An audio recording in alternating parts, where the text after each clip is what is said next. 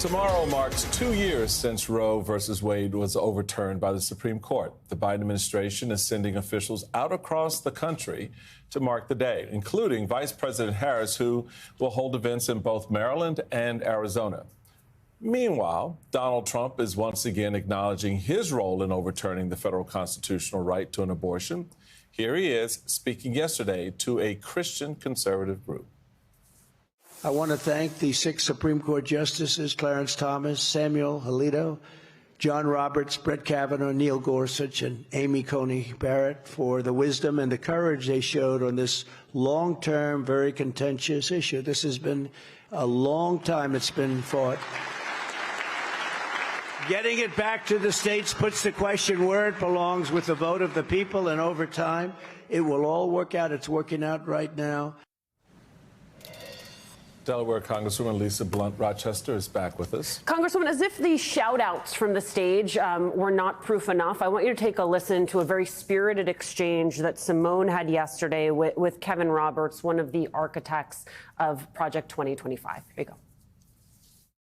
We believe eminently in women's rights, and particularly women's rights in the womb. And so the real question that you should be asking I just want to know, if I may, though, because I do ask the question. Why aren't we talking about the people who are supporting legislation that abortion can happen until 3 days after the person's born? This is an absurd framing by this network. That is an absurd assertion. As a person with an actual womb, I'm telling you that does not happen. So but let me just back up. Legislators in California, Virginia, New York, who Dr. actually Roberts, filed those bills. Does Heritage and Project 2025 believe that a woman should be able to have an abortion if her doctor says that she needs one? It's a yes or no question. Abortion is not health care. So abortion is the no? murder of a human being.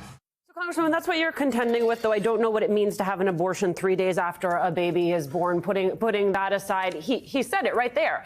He does not think abortion is health care. And if a woman shows up in a parking lot at the hospital saying, I'm about to die, he wants medical professionals to be like, I'm sorry, I can't help you. You know, this blows my mind that we're even having this conversation. I mean, the fact that a constitutional right was taken away from us, the fact that, you know, women are having to travel across state lines to get the health care access that they need, or that doctors are potentially criminalized, that over 20 states in this country have, you know, have these bans. And we know that ultimately the goal, and it's in Project 2025, is to have a nationwide ban on abortion. And what the slippery slope of that is, I mean, we already know the conversations about contraception, the thought about taking away IVF. For me, this isn't just a policy issue or a political issue. I think for people across the country, they feel this way. It is personal. It is personal. I literally am a grandmother today because of IVF. And so for me, you know, it's one of the reasons why I'm running for the Senate, is because I want to make sure that we protect our reproductive freedoms. And, you know, they're saying this is not even the quiet out loud. It is on full display in what they have written and what they have said and what they're doing. And so it's incumbent upon us to use our vote and our power. And we've already been doing it at the polls. And I think that you're going to see it happen in November as well. We're going to show our power. You know, Congresswoman, these are not theoretical. You know, that wasn't a theoretical question that I asked. Dr. Roberts. Real question. Right, very practical. And we should note, we shouldn't say this yesterday, but he's not a medical doctor. He's a PhD, not an MD, which I don't know if that makes it better or worse. Yeah. But in the Supreme Court right now we are waiting, one of the 14 decisions that we're waiting on is a case out of Idaho about EMTALA. And EMTALA is the Emergency Medical Treatment and Active Labor Act. And it is a law that Congress passed that requires people to get stabilizing medical care if they show up in an emergency room. And basically, Idaho is saying, and not just Idaho is the one at the Supreme Court, but there are other states that definitely, and attorney generals that feel this way, I believe, that, look, if a pregnant woman shows up, as Alicia noted, we shouldn't have to save her. Because the baby, we need to save the baby. Like, we can't perform an abortion if it'll hurt. But this is not a drill. Right. And I am just wondering, as you are traveling throughout the state of Delaware and across the country, Are you hearing more stories like these? Like the woman in the parking lot, the women showing up at emergency rooms. Are you hearing these stories? Yes. I mean, Simone, you know, this is life or death. You know, I shared a little bit about my children, my son and my daughter-in-law going through IVF, all of these shots, all of this work to bring my beautiful granddaughter into this world. 2 years ago, on Christmas Day, into the pregnancy, my daughter-in-law's water broke, and she presented into an emergency room. That hospital would not do what needed to be done medically to save her life.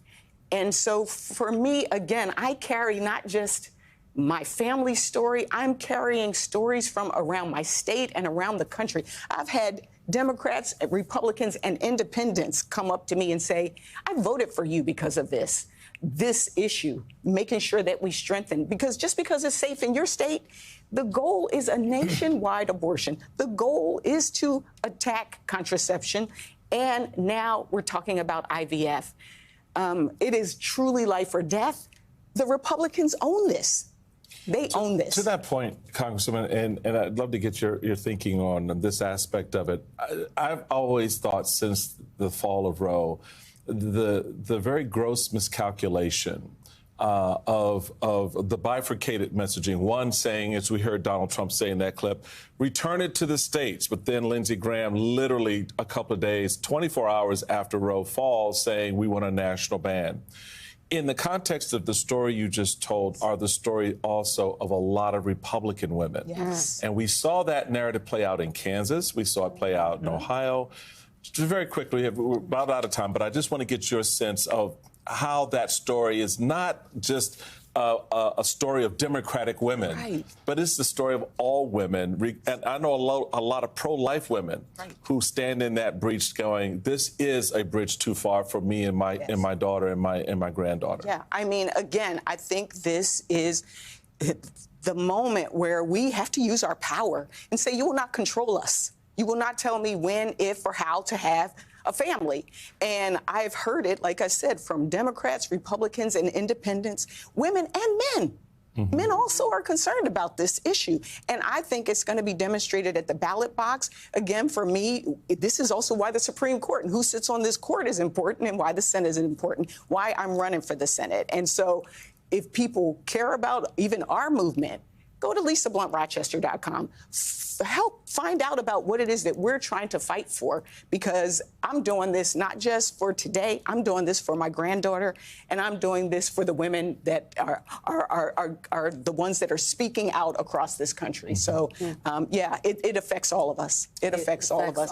And we're going to show it at the ballot box. Well, we'll be watching. Okay, it's less than 4 months till people start voting in this country. Congresswoman Lisa Blunt Rochester, thank you very much for your time this morning. Thank you for having me.